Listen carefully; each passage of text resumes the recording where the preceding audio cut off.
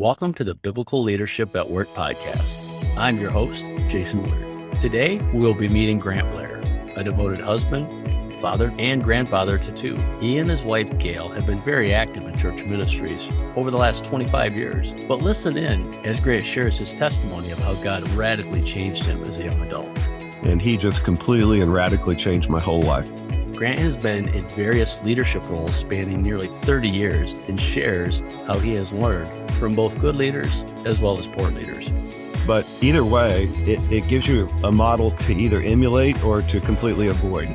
You see the impact in the workplace of the bad examples, and you also see the impact if you're blessed enough to have a good example.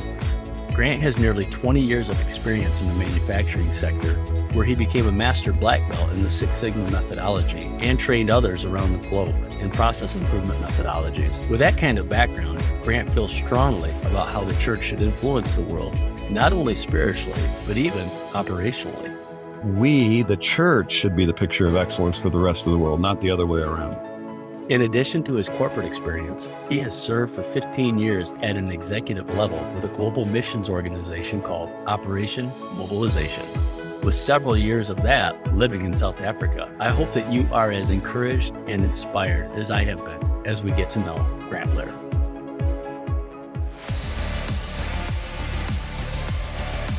Welcome to the show, Grant. Thanks for joining us. Great to be here. Tell us about who you are, your career, and then we'll go into talk about your faith in Christ.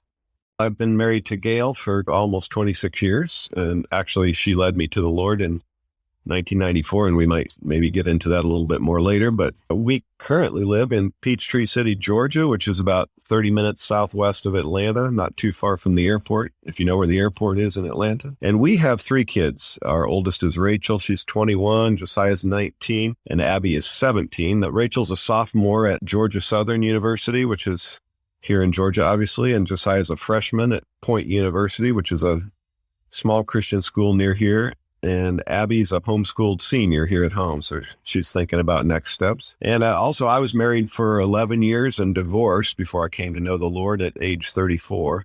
And so I have four older kids as well. My oldest, Sheila, turned 40 last year. She's married to Chris. Monique is 38. She's married to Derek. And Jolene is 34, and she's still single.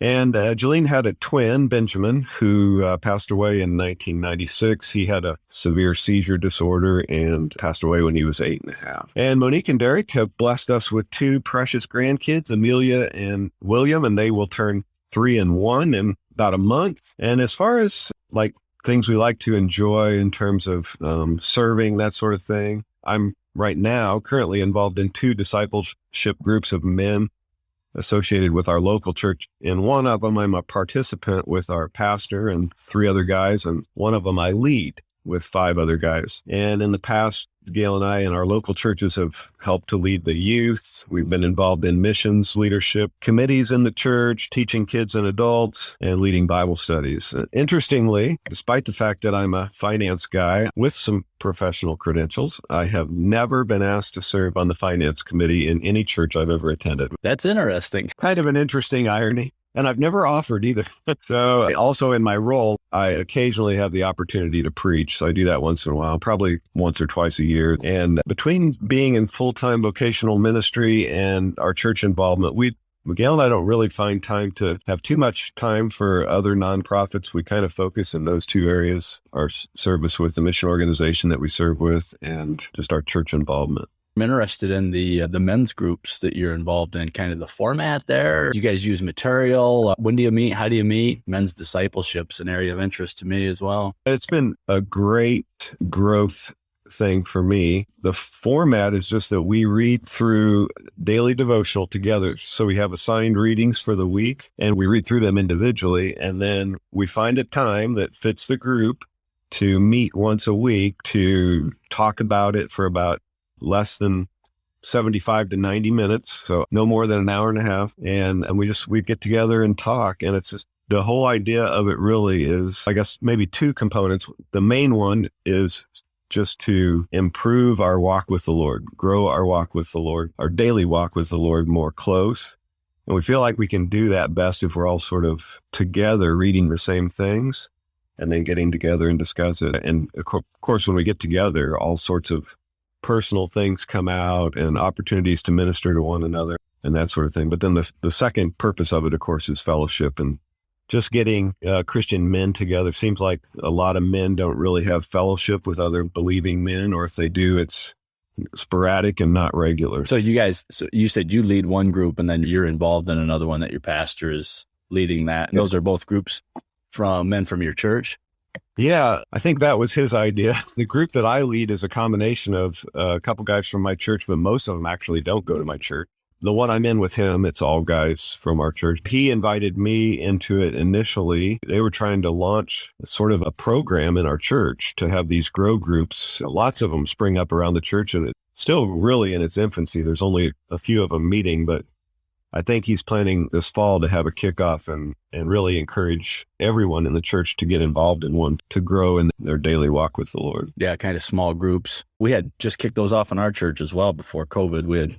I guess we had a year or two under our belt. Yeah, he distinguishes between these and small groups in that small groups are more generally for couples, and also that they're more fellowship oriented, where these are more growth in your walk with the Lord oriented. So tell us a little about your career. You have a interesting, I think, career, a major shift that I got to kind of be a witness to and a small part of. So really interested in going back, maybe starting with your education before career and then go from there.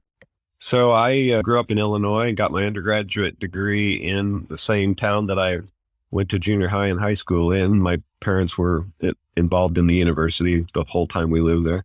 Got a bachelor's in business with a major in accounting, and then started working immediately after I got my undergraduate degree at Marathon Oil Company in Findlay, Ohio. Moved from Illinois to Ohio, then got my master's about 5 years later after a short stint with Marathon in Atlanta. Moved back to Ohio and got my MBA with a concentration in finance at the University of Toledo.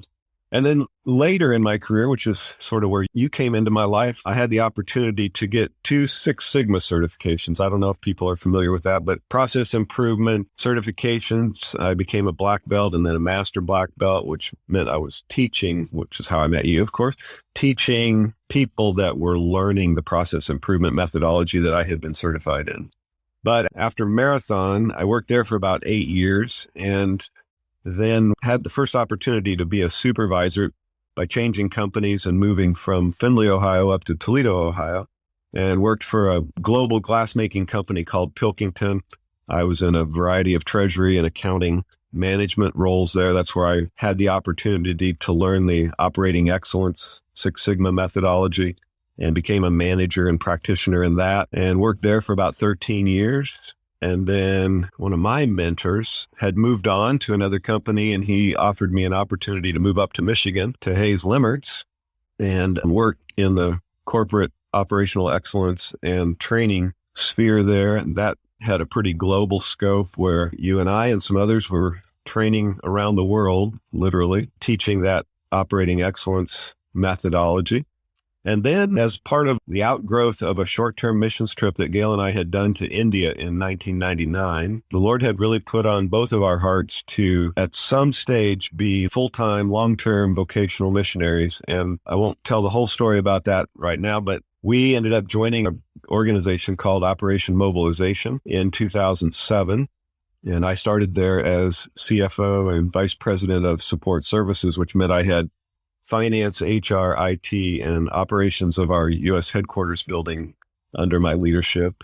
And then the Lord wasn't done with us yet. After about 6.5 years there, we had really still had a sense that God had a place for us overseas in missions. And long story short, we ended up moving from, OM is here in Atlanta area.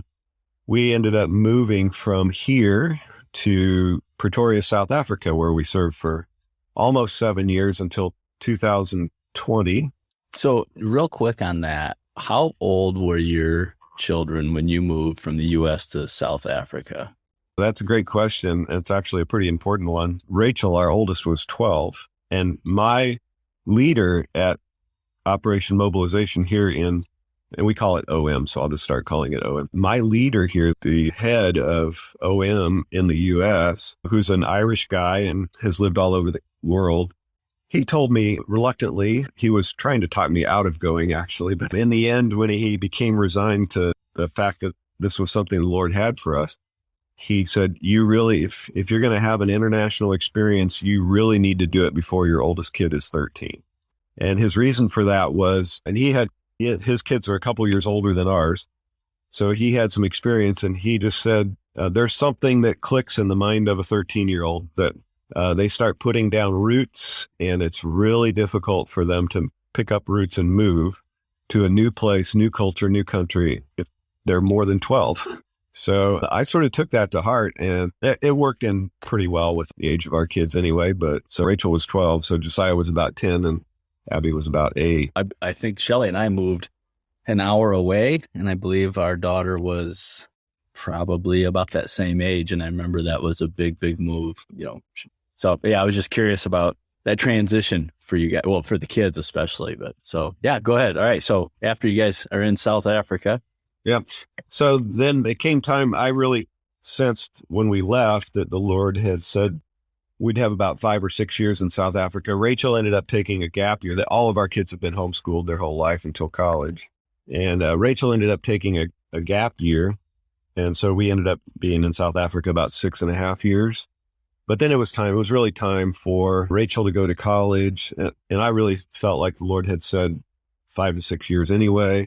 So we proactively, intentionally moved back in 2020 and moved back to the Atlanta area where OMUSA is located. And we got here about 6 weeks before COVID. Yeah, perfect timing. I think it was really God's timing. It would have been really difficult to be in South Africa during COVID. We know some people that were, and it really was really difficult for them. And so now I'm serving as Associate International Finance Director of OM Internationally. It really means I'm the right-hand man to the global CFO. So back in finance, when we were in Africa, I was more in a role of general leadership, general management, helping to lead the work. We were involved in 13 countries and mostly in Southern Africa. And so I was part of a 3 or 4 person leadership team that helped guide and direct the work there. And now I'm back in finance and loving it. Actually, it's a great fit for me at this stage in my life and career. So go back to your education just for a minute. I had a question. So you said you did your undergraduate, and if I understood correctly, did you do a master's and an MBA after you were in the workforce?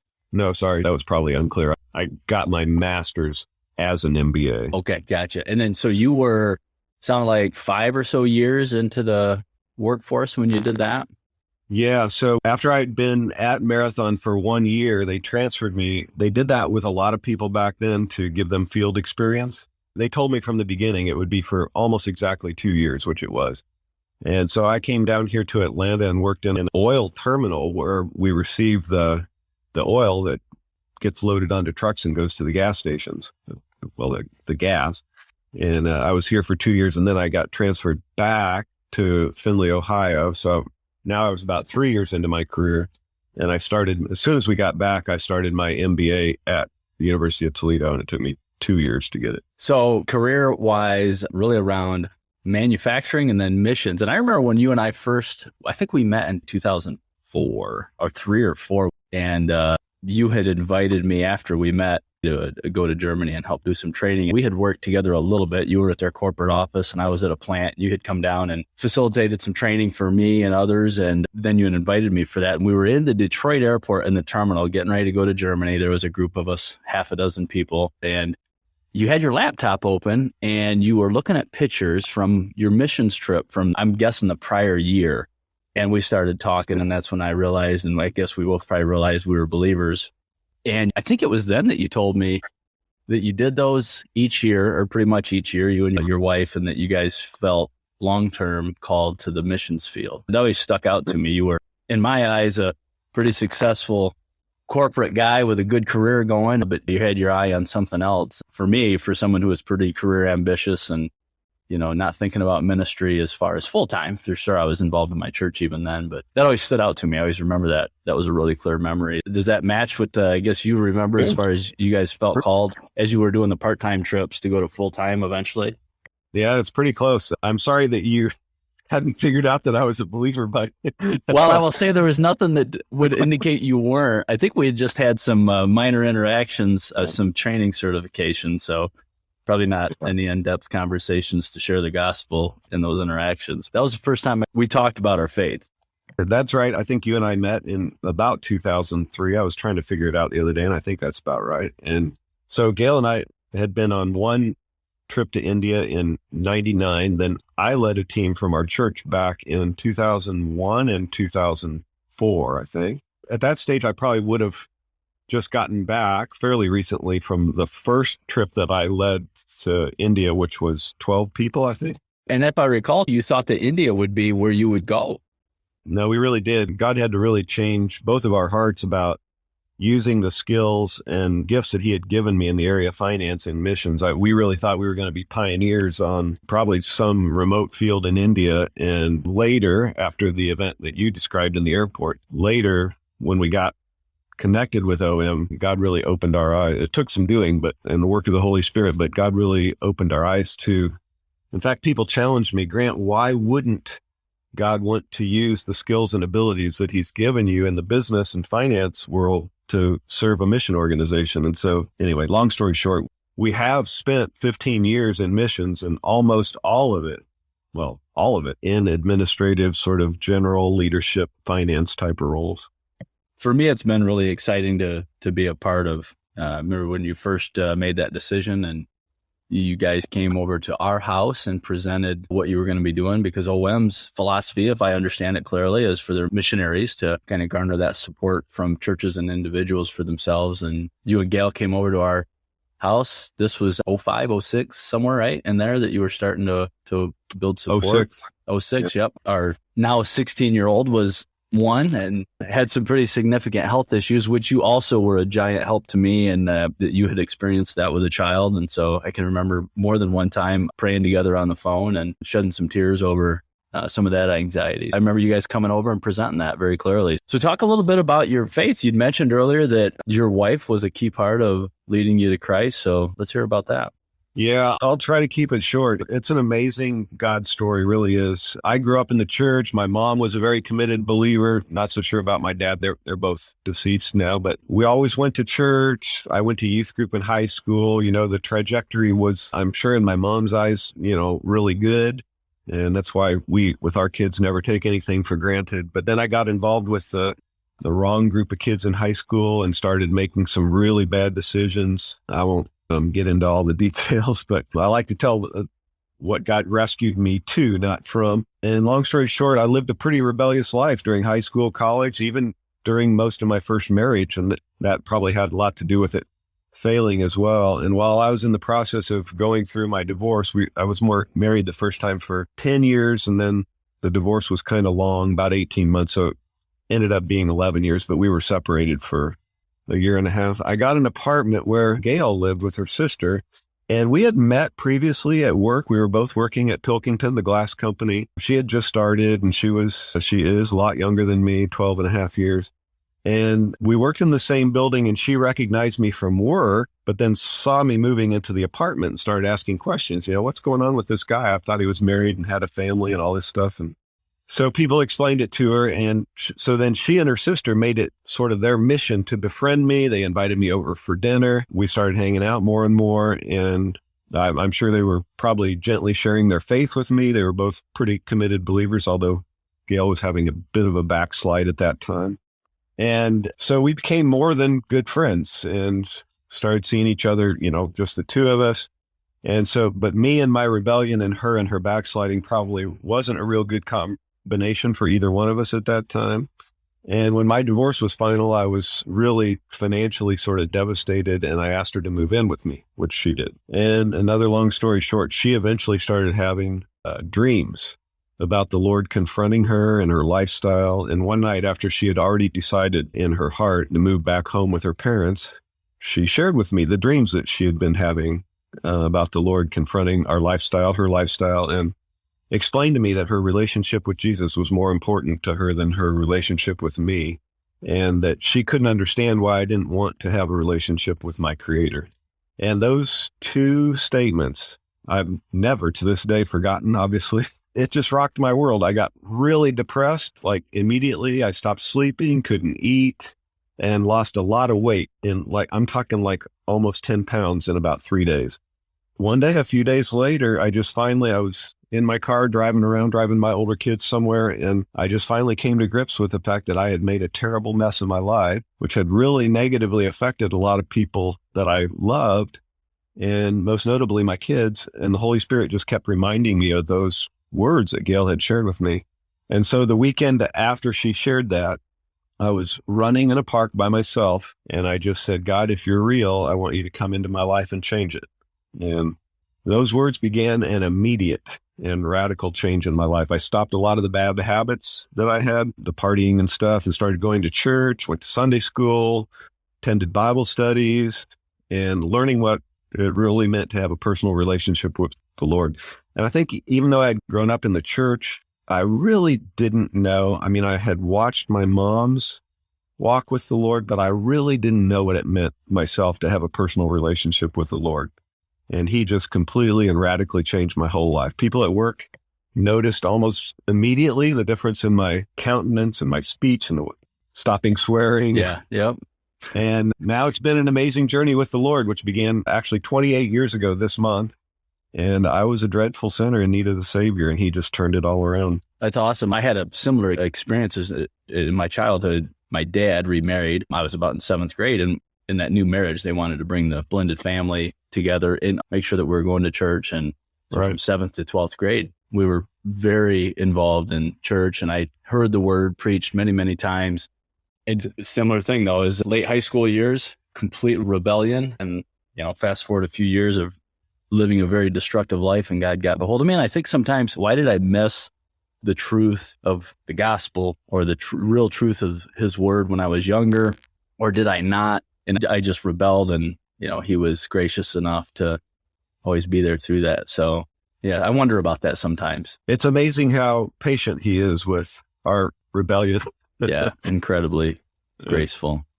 Well, good. Thank you for sharing that. That's an amazing story, and obviously really a special story between you and Gail. Obviously you guys love each other and you've been married for all these years, but to have grown in your faith, come back to the Lord together really, and grown in your faith, and have her be such a part of that confrontation, that had to take a lot of courage on her part to be ready to walk away. You can imagine what her parents thought about her being involved with a guy who's 12 and a half years older than her, going through a divorce, and then having gone through a divorce with 4 older kids, including one with special needs. Yeah. Well, I'm sure now as parents, right, you and I probably can assume strongly that they were praying a lot for her, and that the Lord would bring her the right person. And so he did. They just didn't know it at first, I'm sure. I know I prayed for that for my children, that, they would find a spouse that would help them walk with the Lord. So really pivot a little bit. Leadership wise, what's your go-to motto? What's your key principle, and how does that tie back into scripture when you think about leadership? And if you had to distill your thoughts on good biblical leadership down to a phrase, a sentence, a key principle, what would that be?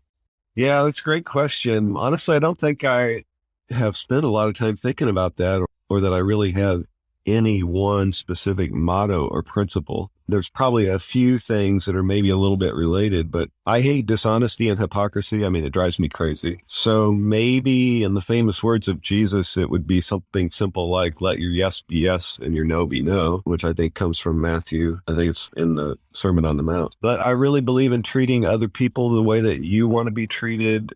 I think it's important to follow up and do the things that you say you're going to do. That's kind of along with your yes be yes and your no be no. That's one thing I want to just stop on that just for a second, that I think young leaders sometimes, and even more mature leaders, fail to understand the importance of that following up after you've told somebody you were going to do that. I remember as a young supervisor having somebody who was a mentor of mine sharing that with me. You better write that down. If you told them you were going to do whatever, could be the most simple thing. And it doesn't mean you're going to come back and tell them, yes, you're going to get what you asked for, but yeah, at least that follow through, it's really looked at as an integrity piece, because in their eyes, you said you would do something and you didn't. Maybe you honestly forgot, but to them, maybe you just were lying, and it's an integrity piece, and really it could be pretty destructive to our witness. I try not to ever tell someone I'm going to pray for them unless I really am planning to do it like soon. Yeah. Yep.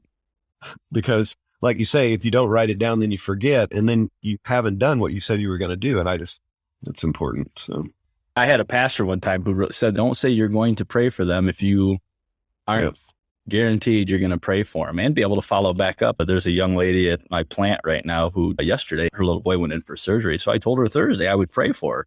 And I did. And I remembered to, because I want to be able to follow up with her next week and ask her how things are going and let her know I did pray for her and pray for her little boy. So yeah, super important. Some other things, I'm pretty impatient with lack of motivation and effort. So maybe another one would be just that principle of being productive with your time, self-starting, giving your all, those sorts of things. I think, in terms of actually teaching and mentoring, I've been blessed because most of my opportunities in the last 15 years since I've been with OM have either been through OM or through church. So I get to do it in overtly Christian environments. We talked about the grow groups, the discipleship groups earlier. I've become absolutely convinced that the very most important thing in any believer's life is their daily walk with the Lord. And so caring for that and nurturing it is, because I'm typically mentoring or in relationship with other believers, we can talk about that openly. And that can take a lot of different shapes and forms. I mean, I think everybody does it. I don't always do my quiet time in the morning, for example. Some people think that's really important and it is a model, but sometimes I just can't. Yeah. And so, but I try to do it when I can. And I've also come to the realization in our really busy, production-oriented culture that this daily walk with the Lord may be one of the most critical and neglected aspects of even the most committed believer's life. So it's one of the reasons that I feel so committed to those grow groups and being part of helping not just other people, but myself stay in relationship with others that are going to sort of hold me accountable to that daily quiet time and getting together to actually discuss it and grow from it as a group. And I'm at that place in my life trying to mentor some young men, and hoping to help them not take years to understand how critical those daily disciplines are in their marriage, in their work, in their relationship to Christ, and their growth in holiness. By the way, those grow groups, that's an acronym, which I think is pretty cool too. I think our pastor came up with it or he got it somewhere.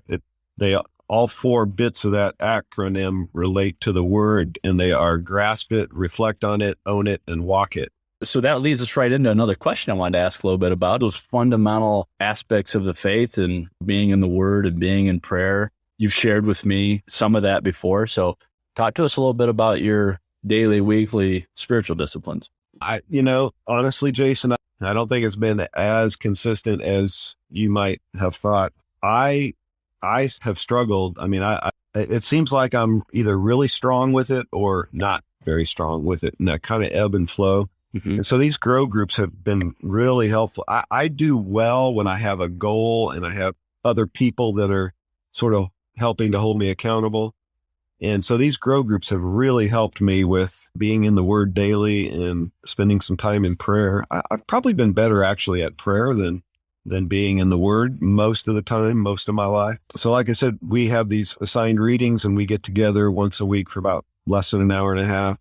And so that just really helps me. I'm in two of those groups. As I mentioned, I'm trying to stay caught up or slightly ahead, especially in the one I'm leading of the group, and thinking about discussion questions for the one I'm leading and just trying to process in the one I'm participating in. So, and there, sometimes it's, the other day it was like almost 100 verses, I think. So it's not just small, tiny little bits of scripture. Sometimes it is, sometimes it's 4 or 5 verses, but it really helps me to have a group to be accountable for that. And as I think I might have mentioned earlier, I have been an avid runner since I was in college, and I usually get out about 6 times a week, usually every day but Sunday, for about a 5 or 6 mile run, which takes me about an hour. And I try to pray through most of that. Sometimes my mind wanders and I get distracted, but that is really a good time for me to pray. Sort of takes my mind off of the running, and which actually I really enjoy. But you mentioned when we first started talking that you get an opportunity to preach a few times a year as part of your role at church. And I do as well. And something that I want to ask if you've had the same experience when I am preparing, and I'm actually in 2.5 weeks, I'm going to cover in the pulpit. And so for the next several weekends, I know I will spend more time in the Word and study harder than I typically do. So what's become very obvious to me is when I have those sort of opportunities to teach a Wednesday night, to preach Sunday morning, or even just lead a Sunday school class, it pushes you to dig deeper and harder into the Word. And so I really recommend for people that they raise their hands for those opportunities, not only to serve in the church, but for our own spiritual development. Same experience for you? Absolutely. Yeah. I mean, anytime you especially preach, but even teach something, you know, the Bible has some pretty stern warnings for teachers about the responsibility that it is. And I take that pretty seriously too. But that aside, if you're going to do a good job, you better know that passage pretty inside and out, and, you know, have some background about it and other passages that relate to it, really know it deeply. And so we talk all the time in our Grow group about how the leader is the one that's learning the most. Because That's right. Because they're just digesting it at a different level than everybody else in the group. And even when I was young in my spiritual walk, signing up to teach Sunday school, kids Sunday school, helped me to grow in the faith and grow in, you know, my understanding of God's word. So again, another little pivot here. Tell me, if you look back to early in your career as a leader, you said, if I remember right, when you went, I think, to Pilkington, you had the opportunity to lead people for the first time. What were some of the things that you struggled with then? And then what advice would you give to young leaders who might be in that same situation and how to work through that and overcome it? I think the thing I've struggled with the most in my whole life, not just in the work world, but in life in general too, is addressing situations where there's going to be conflict or disagreement or stress. I mean, I just really struggle with head-on confrontation with issues that I know ahead of time are going to take me out of my comfort zone and into having to rebuke someone. And so what happens is I struggle with dealing with it head-on, and it festers and usually gets worse. Yep. And, you know, I tend to procrastinate on things like that and just hope it gets better or goes away. And I do think over time, when you get to be, you know, 60 plus as I am, you naturally over time get a little bit better at recognizing it and knowing that it's just going to get worse. And so dealing with it a bit more head on. But honestly, it's I can't say that I've turned that into a strength at this stage. It's still something I struggle with. I recognize that it's important more than I probably did early in my career, and try not to let it happen. But sometimes I just take too long. I can say the same thing. I remember still to this day, the first time I ever roped somebody up as a supervisor, I was so full of anxiety. And an HR leader who was a mentor of mine, you and I both know her, Tracy Peterson. She was a pretty strong, confident leader, and she helped me through that. And to her, it was no big deal, it seemed like to me, and I was sweating bullets. I would say the same thing. It's an area that I've struggled with, but less so over the years. I can remember having a lot of anxiety about it maybe the day before, when you know you have to have a really difficult conversation with somebody the next day. And then 24 hours later, when you're, you know, maybe at home that day after work and you've done it, you think, that didn't go nearly as bad as what in my head I thought, right? I came up with all these things that this is going to just be horrible and just an emotional event. And typically it's not. But I think that for me, at least, I had to get to a place in my career as a leader where I was either going to be willing to do it or I shouldn't be in a leadership role. And I really felt God had called me into a leadership role. And so it became really a matter of integrity for me. Even this week, I had to, you know, meet with somebody in our one-to-one and have a conversation about some behavioral issues. And in the end, I even look back and I go, man, was I direct enough? You know, did I drive it home deep enough for this guy to understand it? But I did it because I knew the worst thing for me would ever be to ultimately have to let somebody go and then look at me and go, I had no idea that was a problem. You know, that for me goes back to an integrity issue. Yeah, I think one of the things that has helped me deal with it a little bit is recognizing that if I don't deal with this, you know, often a single individual that's causing a problem or involved in a problem, the whole team, the whole group is going to suffer. So I can motivate myself by that more than dealing with the situation itself. That if I don't deal with this, it's going to have negative implications for the whole team. And I don't want that to happen.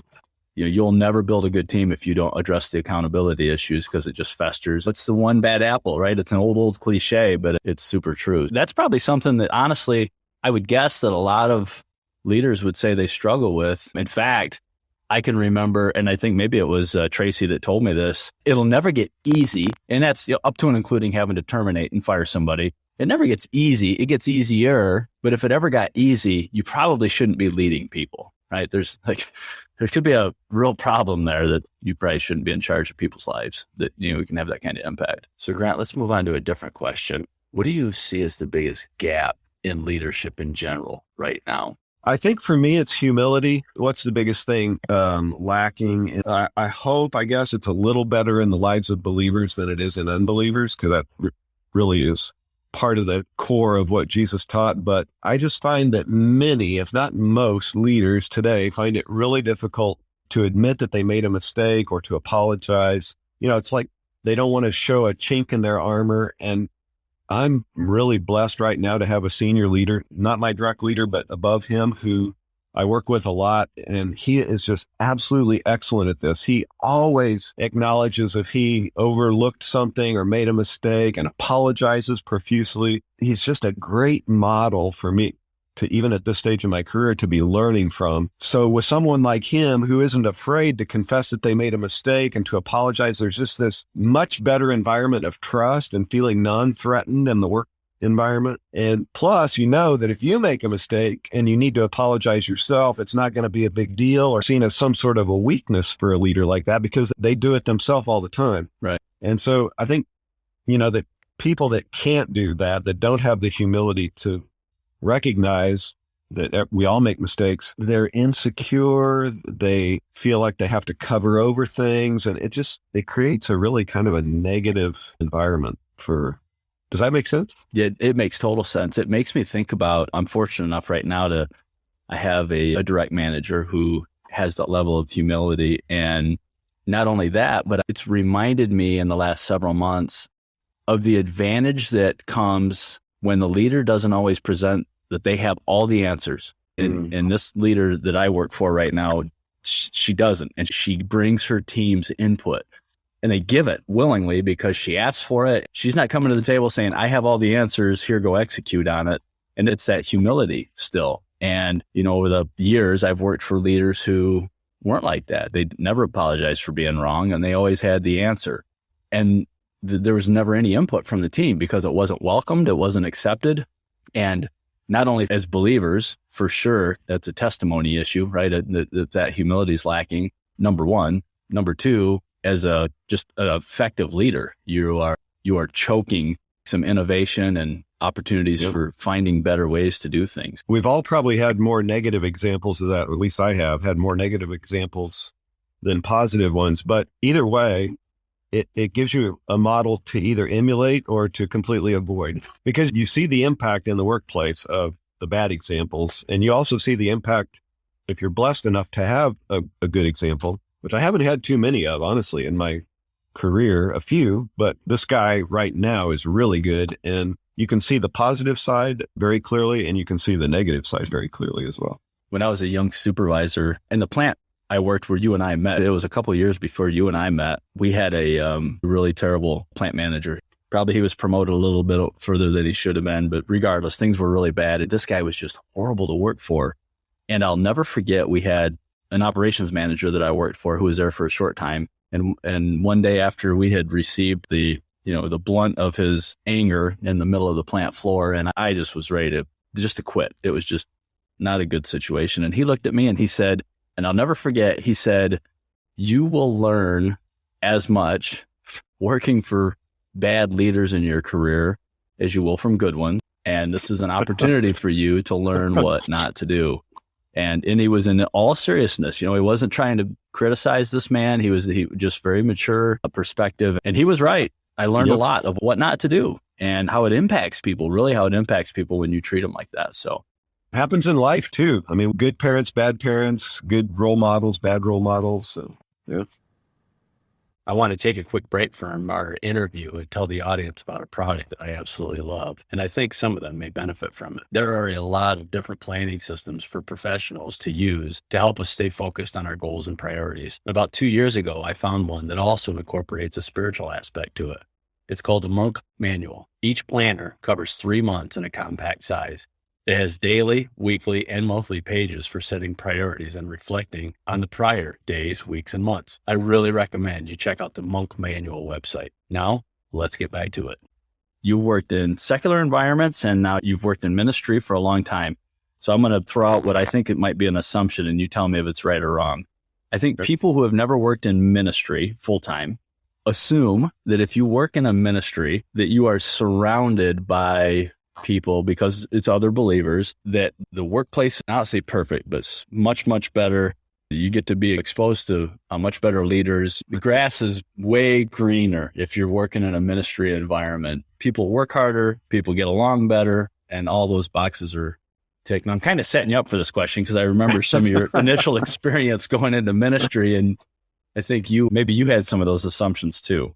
Yeah, I did. I had my eyes opened, wide open. In fact, Gail and I sort of gently, but somewhat sarcastically, just talk about the work environment in mission. Just to cut to the chase, I have done some support raising training, and I always tell in every session, I make sure I say, please don't be the lazy missionary that just coasts and doesn't work hard and doesn't honor the people behind your ministry and this and that and this and that. Because I think when you get into the administrative side of missions or a Christian organization, I've heard pastors say the same thing. You see what Gail and I sort of gently and sarcastically refer to as the ugly armpit of, the Christian organization. And that's not to say I would probably never go back to the corporate world. It's been a phenomenal experience for me and my family and serving, but you do run into people that have been in ministry their whole life that have never really, well, again, we sort of call it the real world. We actually hopefully live in the more real world, but in ministry, but you just run into a lot of people that are lacking motivation and really this idea that the church and parachurch organizations should be the picture of excellence. I'll never forget being in a Catalyst conference with Andy Stanley and him saying the church and church organization should be the picture of excellence for the world, not the other way around. But we in the church and mission organizations look at the world sometimes as our, not the world, but corporate organizations as the model of excellence. And Andy's point was, we, the church, should be the picture of excellence for the rest of the world, not the other way around. So it's not all sunshine and roses. Absolutely. So with that idea in mind, how do you specifically, how do you honor Christ in your work when you think about doing things for his glory and his honor and you're working for him? What are some particular things that you try to be mindful of or careful about to do that? So many things, lots of things. I don't think I can even probably think of them all, but I think in short, it may be a little bit cliche, but the goal is to be as Christ-like as possible, right? Some highlights, I think, and I probably mentioned most of them already, but some highlights for me would be things like treating people right, treating people the way that you would want them to treat you, being honest, humble, saying thank you and expressing appreciation a lot as in constantly finding opportunities to do it, doing what you say you'll do, which I mentioned earlier, doing your best with excellence, which we talked about, honoring the time and accomplishments of others. There's lots of them, but those are probably some of the highlights from my perspective. Yeah, I think, and probably they all tie back to some degree to humility, right? And a lack of pride. It sounds like if you think about how you honor others and treat others and remind yourself constantly that you're working for the Lord and not for man, as scripture tells us. Well, Jesus distilled it all down to two, right? Love the Lord your God and treat others. He sure did. The way that you would want to be treated as well. So pivot over to another topic. I'm a big believer in lifelong learning. The leaders, anyone should be spending their lives learning and growing. Obviously, sanctification is that for a believer and including growing as leaders. What are some of your favorite leadership authors or some books that you've recommended that you've read and you would recommend? Right. Well, of course, and we talk about this in our grow groups, the Bible being the most important one by far, but I'm not a voracious reader like some people are. I don't read a lot of books, but Visioneering, written by Andy Stanley, was one that I read many years ago when God first put on Gail's in my heart the idea of being in missions and stepping away from the corporate world and climbing the corporate ladder. I taught a Sunday school adult discipleship class on that book, and it had a pretty interesting impact on some other people in that group as well as me. So that was one that was probably the most influential in my life. Visioneering, right, is what it was titled, by Andy Stanley. It's called Visioneering by Andy Stanley. It's an old book. I probably read it in the early 2000s or even late 90s, and he had written it about that time. The Purpose-Driven Church by Rick Warren was one that I got a lot out of. And of course, he wrote The Purpose-Driven Life, which I don't think I ever read, but I heard a lot about. Probably maybe the last one I would mention is a book I haven't actually read, but I keep meaning to. I have it downloaded. It's a book called Multiply by Francis Chan. Has the idea, I'm told, and it's been recommended to me highly by a few people. It's probably the next book I'll read. The premise of it, as I understand, is on how, actually it's a bit testimonial about how God called Francis Chan away from his 15,000 person church into direct discipleship with, I think, 10 or 12 people a year, with the idea that then they would go start discipleship groups. And it's kind of the concept that we're using in our grow groups, although I haven't read the book and I don't know that anybody involved in our groups has either. But it's this idea that we multiply the church most when we're in intimate discipleship with a few other believers and then sort of equip them to go do the same thing. And then the other one that did have a huge impact was Radical by David Platt. It's also maybe a bit testimonial. We studied it as a whole team when I was at OMUSA. It's a missions book, and it's kind of about how God showed David. I think he talks over and over, or at least in the sermons I've heard him preach on video, about the absolute deprivation of his own heart and how we in America get caught up in our comforts and just ignore the rest of the world and the Great Commission. And it's a really challenging book. Oh, and there is another one too.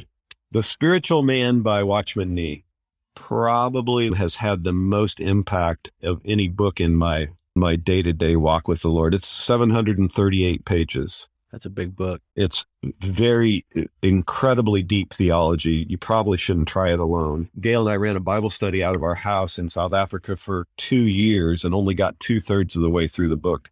Is he a modern author? No, he was a Chinese guy that was persecuted in China, I think in either the late 1800s or early 1900s. Oh, okay, so it's classic. Yeah. I think it's out of print. I think you can get it. You can download it free on PDF now. I don't think it's even printed anymore. The Spiritual Man. Yeah, it's a great book, though. It's long and deep. I mean, in fact, the way that we got started is my friend came to me and said, I'm really not feeling much like I'm getting fed from our church, which Gail and I thought was a great church. So we started this Bible study because he had read this book and got stuck because he couldn't understand it. And so he and I started this Bible study together in our house. And like I said, we ran it for a couple of years and only got 2/3 of the way through the book as a group. But it had a phenomenal impact. The whole premise of the book is the three parts of our person: body, soul, and spirit. And then he just unpacks, using scripture, unpacks it from there. And it's amazing how many times scripture talks about those three components of our being. I have in the last several years found for myself some of the classic authors of, it'd be the 19th century, maybe even some earlier ones, some of the Puritans, and it's been incredible. You know, to go back to your comment earlier, I think sometimes the American church makes maybe the assumption, or maybe we just have this bias. It's like the church just started after the American Revolution, right? But there's so much history and that God's done around the world for 2,000 years, and obviously even before. But yeah, there's some really, really good material by some men who have been dead and gone for a century or two or three that we can tap into. And it's deep. It's not typically superficial, light reading. It's things that it's going to challenge you with some pretty deep thoughts. I think Watchman Nee was, if I remember right, he was eventually martyred for his faith, the guy that wrote The Spiritual Man. I appreciate the recommendation. It's always important to hear from other believers and leaders on what's impacted them. If you were sitting down with somebody who is a first-time leader, maybe a first-time supervisor, what tips would you give them as they start their leadership journey? You know, one of them is treat everyone with the same level of dignity and respect, regardless of their role in the organization, from the president down to the janitor. You know, treat others the way you'd like to be treated. Give credit where credit is due. Nothing drives me crazier than to work on a big project and then see a boss going to a meeting and take credit for the work like they did it themselves. I think as leaders, when something goes well, we point to the team, and when something doesn't go well, we got to look in the mirror. I think that's important. Yeah, I was going to say almost the same thing. When things go poorly, shoulder the blame. When things go well, give the team the credit. That's right. But, it's always been important to me to give credit to those people that did the work. Even if I am the leaders, which I sometimes have been in the meeting with the senior execs presenting it, always let them know who actually did the work. When you find team members doing things well, recognize them for it, preferably as close to the time that you catch them doing it right as possible. Write frequent personal notes of thanks and appreciation. That I think that's almost a lost art now, of writing a personal note, and people really appreciate that. Yeah, it's been a long time since I've done that or seen somebody do it. And you're right, it's pretty impactful. We talked about it earlier, but admitting your mistakes when you make them, apologizing if you need to, if the situation calls for it. I wouldn't be a good OpEx guy if I didn't say strive for excellence. Your team usually will as well if you model that well. And maybe lastly, don't ask your team members to do anything that you wouldn't be willing to do yourself or haven't done. That's right. So final question before we wrap up, when you're probably closer to retirement than you are the start of your career. For sure. And closer to death than birth as well. It's true. And when you do retire from full-time professional work, I don't think as Christians we ever retire from serving the church and serving the Lord. But when you retire from your full-time work, what do you hope people that you have worked with over the decades would have remembered about you and your work with them? Yeah, that's another great question. For me, that, as you implied, that may not be too many more years, but at the same time, we don't have any time frame. I mean, I don't expect to step away anytime soon, especially with 2 kids in college at the moment. But yeah, that's an influence, I'm sure. It is. Jason, I think when you hit 60, there's something about, which I did a couple of years ago, you suddenly start thinking about and reflecting on questions like this. And unlike a couple of your other questions, I think I have actually spent some time thinking about questions that are at least similar to this one. I think it's a good one for not just people from a work perspective, but in life to think about. What is the legacy? What, if anything, are people going to remember me for? And is it good or is it bad? And you can go all sorts of directions with that. But for me, my workplace for the last 15 years has been a global mission organization, obviously. And so I hope, that's why I said what I did earlier about you realizing I was a believer in the airport. I hope people will have, first of all, seen Jesus in some way reflected in me and my life. I hope they will think that by God's grace, I have left the workplace and my impact on their lives better than when I started. I hope at least most of them will think, when they think back on it, that they've enjoyed working under my leadership and that they maybe grew as a person, maybe even as a follower of Jesus while we were working together. And I suppose lastly, I hope that I will have given God most of the glory and not taken too much of it from him for myself. Yeah, in the end, that's the key thing, that we honor him in our work and point everything back to him. I will say my memories of working with you in the professional setting will always be very memorable. They were key times in my career when I was starting to grow as a leader and grow in the technical aspects of process improvement. And I'm very, very glad that God put our paths together all those years ago, and that he's kept them together since then, as our families have stayed connected, and we've been able to be a really small part of the support that you guys have for being out on the field.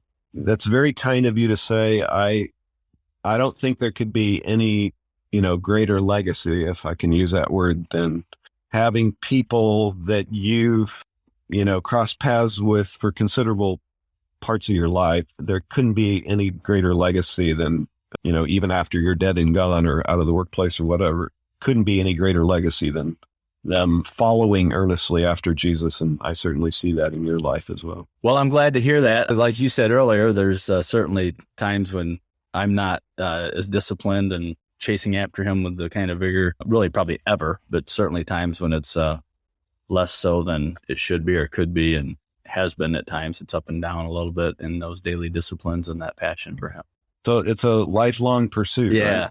His grace covers those times. So, well, thank you for taking this time today. I will also say that you and your family are in my prayers. I know My family's in yours, and each of your children are on my prayer list, and I pray for them. Your adult children, your grandchildren, you and your wife on a regular basis as I work through my prayer list. So definitely will continue to lift you up in prayer and praise God for what he's done through you professionally, as well as a dad and a husband and now a grandpa, which is a pretty cool thing. Yep. First time grandpa now for 3 years as well. So appreciate your time today. Thank you for joining us. Thank you for the opportunity. I really appreciate it. And thank you to our audience for joining us again today for our interview with Grant Blair. Please like and subscribe to the podcast so that you will be notified of the next interview when it comes out next month.